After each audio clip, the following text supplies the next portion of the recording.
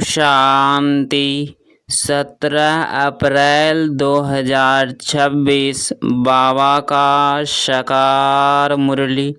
मीठे बच्चे, पावन बनो तो रूहानी सेवा के लायक बनेंगे। देही अभिमानी बच्चे रूहानी यात्रा पर रहेंगे और दूसरों को भी यही यात्रा कराएंगे। प्रश्न: संगम पर तुम बच्चे जो कमाई करते हो यही सच्ची कमाई है, कैसे? उत्तर: अभी की जो कमाई है वह 21 जन्म तक चलती है। इसका कभी भी देवाला नहीं निकलता। ज्ञान सुनना और सुनाना, याद करना और कराना, यही है सच्ची कमाई जो सच्चा बाप ही तुम्हें सिखलाता है। ऐसे कमाई सारे कल्प में कोई भी कर न सके। दूसरी कोई भी कमाई साथ नहीं चलती। गीत: हमें उन राहों पर चलना है। ओम शांति। भक्ति मार्ग में तो बच्चों ने बहुत ठोकरें खाई हुई है। भक्ति मार्ग में बहुत ही भावना से यात्रा करने जाते हैं। रामायण आदि सुनते हैं, ऐसे प्रेस में बैठ कहानियाँ सुनते हैं जो रोना भी आ जाता है। हमारे भगवान की सीता भगवती को रावण डाकू ले गया, फिर सुनने समय बैठ रोते हैं। यह है सब दंत कथाएं, जिससे फायदा कुछ भी नहीं।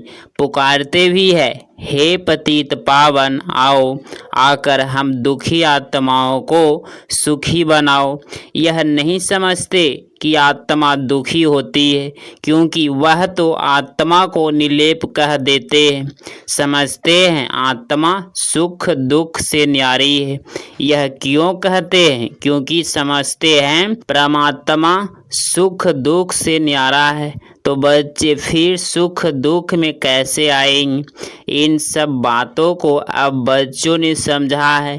इस ज्ञान मार्ग में भी कभी गृहचारी बैठती है, कभी कुछ होता है, कभी प्रफुल्लित रहते हैं, कभी मुरझाया हुआ चेहरा रहता है। यह होती है माया की लड़ाई। समय पर ही जीत पानी है। जब बेहोश होते हैं तब संजीवनी बूटी दी जाती है। मन मना भव। भक्ति मार्ग में चहटका बहुत है। देवताओं की मूर्तियां को कितना सिंगारते हैं, सच्चे जेवर पहनाते हैं। वह जेवर तो ठाकुर की प्रॉपर्टी हुई। ठाकुर की प्रॉपर्टी सो पुरानी व ट्रस्टी की हो जाती है। तुम बच्चे जानते हो कि हम चैतन्य में बहुत हीरे जवाहरातों के हारों से सजे हुए थे। फिर जब पुजारी बनते हैं तो भी बहुत जेवर पहनते हैं। अब कुछ भी नहीं है, चैतन्य रूप में भी पहने, फिर जड़ रूप में भी पहने। अब नौ जेवर बिल्कुल साधारण है।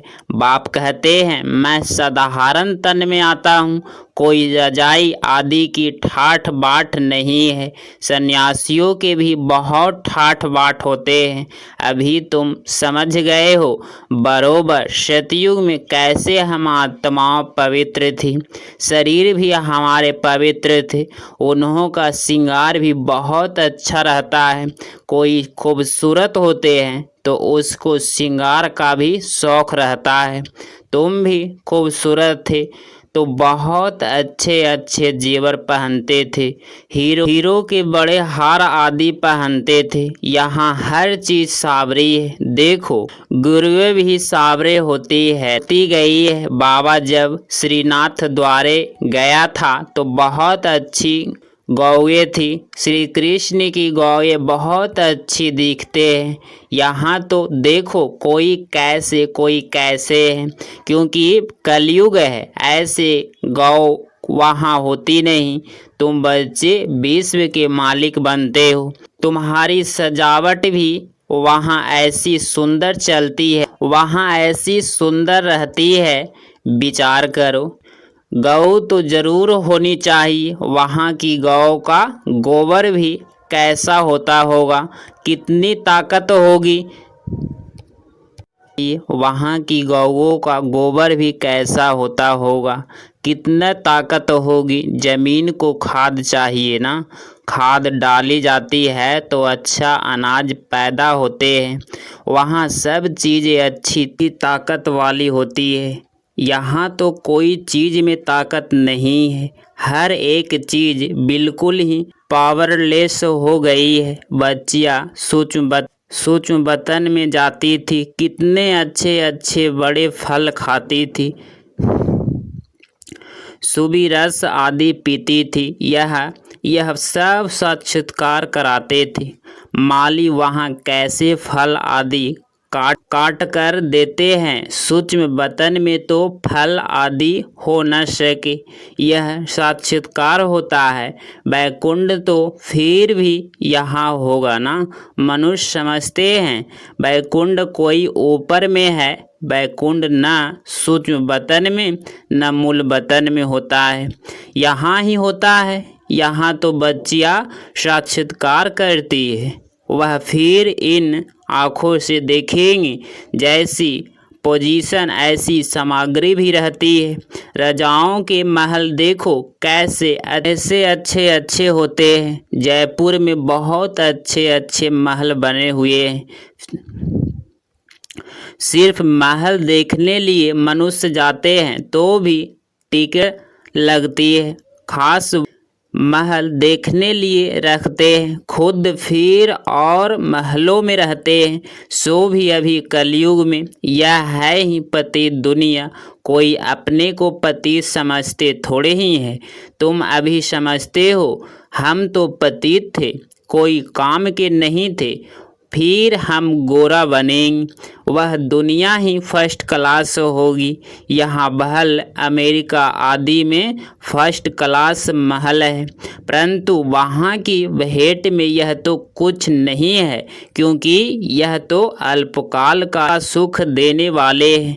यहाँ तो फर्स्ट क्लास महल होते हैं, फर्स्ट क्लास गौएँ होती है, वहाँ ग्वाले भी होते हैं। श्री कृष्ण का ग्वाला कहते हैं ना। हाँ, जो गौओं का संभालने वाले हैं वह कहते हैं हम गुजर ग्वाले हैं, श्री कृष्ण के वंशावली हैं। वास्तव में श्री कृष्ण के वंशावली नहीं कहेंगे, श्री कृष्ण की राजधानी के कहेंगे। साहूकारों के पास गौएँ होगी तो गुजर संभालने वाले भी होंगी। यह गुजर नाम सतयुग का है, कल की बात है। कल हम आदि सनातन देवी देवता धर्म के थे, फिर पतित बने हैं तो अपने को हिंदू कहला देते हैं।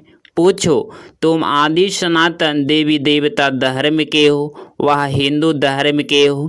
आजकल सब हिंदू लिख देते हैं। हिंदू धर्म किसने स्थापन किया, देवी देवता धर्म किसने स्थापन किया, यह भी कोई नहीं जानते। बाबा यह प्रश्न पूछते हैं, बताओ आदि सनातन देवी देवता धर्म किसने स्थापन किया। शिव बाबा ब्रह्मा द्वारा कर रहे हैं।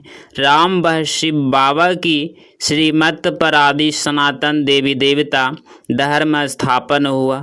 फिर रावण राज्य होता है, विकारों में जाते हैं, भक्ति मार्ग शुरू हो जाता है, तब हिंदू कहलाने लगते हैं। अभी अपने को कोई देवता कह न सके। रावण ने विशेष बनाया, बाप आकर वायश्लेष बनाते हैं। तुम ईश्वरीय मत से देवता बनते हो, बाप ही आकर तुम ब्राह्मणों के देवता बनाते हैं। सीढ़ी कैसे उतरते हैं यह तुम बच्चों की बुद्धि में नंबर बार बैठता है, तुम जानते हो। और सभी मनुष्य आसुरी मत पर चल रहे हैं और तुम ईश्वरीय मत पर चल रहे हो। रावण की मत से सीढ़ी उतरते आए हो। 84 जन्मों के बाद फिर पहला नंबर जन्म होगा। ईश्वरीय बुद्धि से तुम सारे सृष्टि के आदि मध्य अंत को जान जाते हो। यह तुम्हारा जीवन बहुत अमूल्य है, इसकी बहादुरी है। जबकि बाप आकर हमको इतना पावन बनाते हैं, हम रूहानी सेवा के लायक बनते हैं। वह है जिस्मानी सोशल वर्कर जो देह अभिमान में रहते हैं। तुम देही अभिमानी हो, आत्माओं को रूहानी यात्रा पर ले जाते हो। बाप समझाते हैं तुम सतो प्रधान थे, अभी तमो प्रधान बने हो। सतो प्रधान को पावन, तमो प्रधान को पतित कहा जाता है।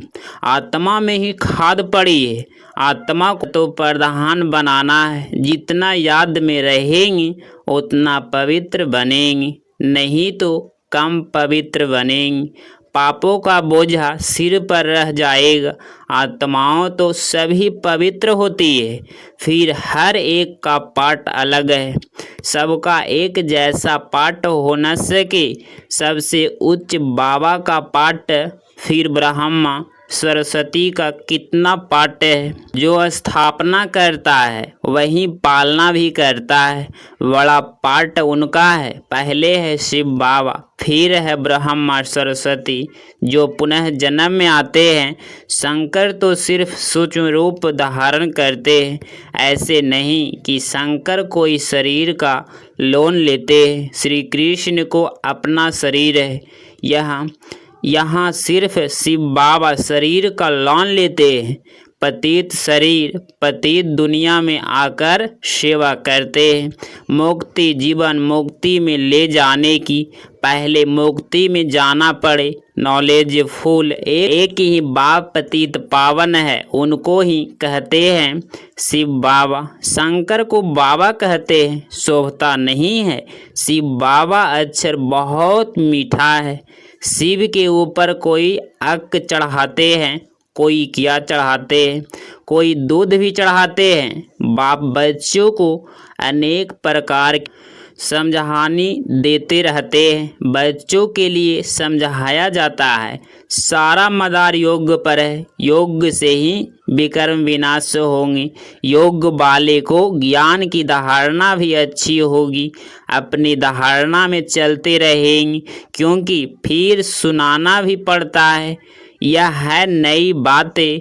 भगवान ने जिन्हों को डायरेक्ट सुनाया उन्होंने ही सुना, फिर तो यह ज्ञान रहता ही नहीं। अभी बाप तुमको जो सुनाते हैं वह अभी तुम सुनते हो। धारणा होती है, फिर तो प्रलब्ध का पाठ बजाना होता है। ज्ञान सुनना सुनाना अभी होता है। सतयुग में यह पाठ नहीं होगा। यहाँ तो है ही प्रलब्ध का पाठ। मनुष्य वैरायटी पढ़ते हैं, फिर बैरिस्टर बन कमाते हैं। यह कितनी बड़ी कमाई है। इनको दुनिया वाले नहीं जानते, तुम जानते हो। सच्चा बाबा हमको सच्ची कमाई करा रहे हैं। इनका कभी दिवाला निकल न सके। अभी तुम सच की कमाई करते हो।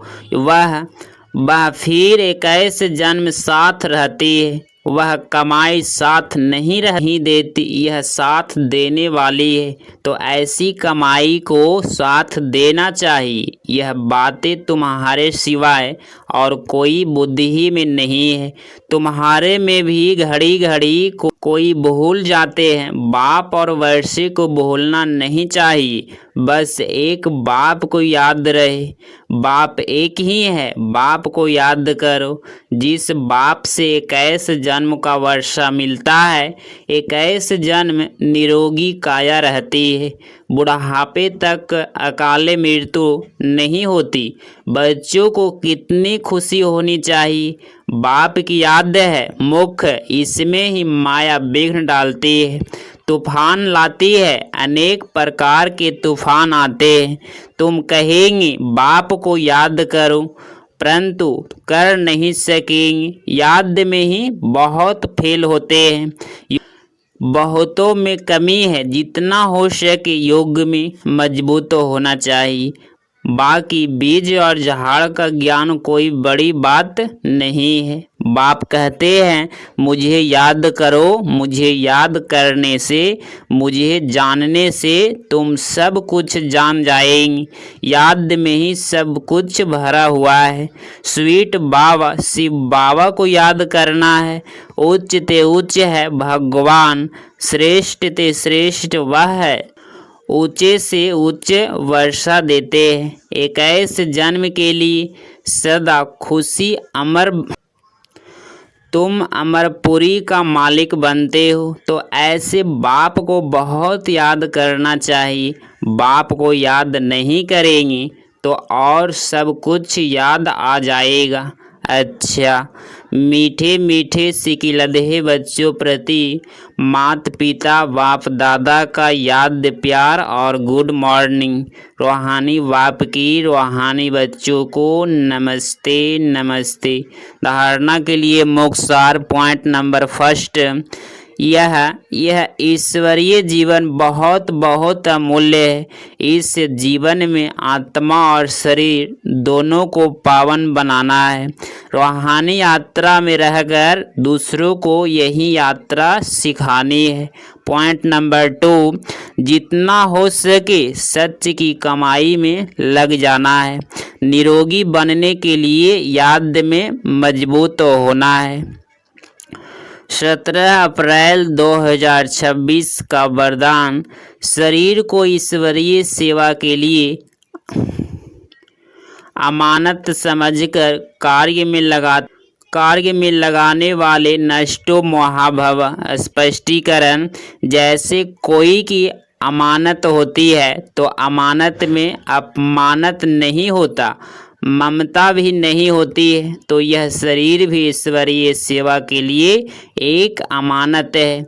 यह अमानत रूहानी बाप ने दी है तो जरूर रूहानी बाप की याद रहेगी। अमानत समझने से रूहानियत आएगी, अपनेपन की ममता नहीं रहेगी। यही सहज उपाय है निरंतर योगी नष्टो महा बनने का। तो अब रूहानियत की स्थिति को प्रत्यक्ष करो। स्लोगन, वानप्रस्थ स्थिति में जाना है तो दृष्टि वृत्ति में भी पवित्रता को अंडरलाइन करो। ये अभिव्यक्ति सारे महान बनने के लिए मधुरता और नम्रता का गुण धारण करो। आपका हर बोल महान हो, हर मनसा संकल्प हर आत्मा के प्रति मधुर हो, हर एक को ऊंचा उठाने का स्वभाव, मधुरता का स्वभाव, निर्माणता का स्वभाव हो। मेरा स्वभाव ऐसा है, यह कभी नहीं बोलना मेरा कहाँ से आया। मेरा तेज बोलने का स्वभाव है, मेरा आवेश में आने का स्वभाव है। स्वभाव के बस होना यही माया है। अब माया जीत बनो, अभिमान वह दिल कैस्त होने के, ईर्ष्या वह आवेश में आने के स्वभाव का परिवर्तन करो। अगर आप इस चैनल पे डेली मुरली क्लास सुन रहे हैं तो चैनल को सब्सक्राइब करें और नोटिफिकेशन ऑल पे क्लिक करें। मिलते हैं अगली मुरली क्लास में। ओम शांति।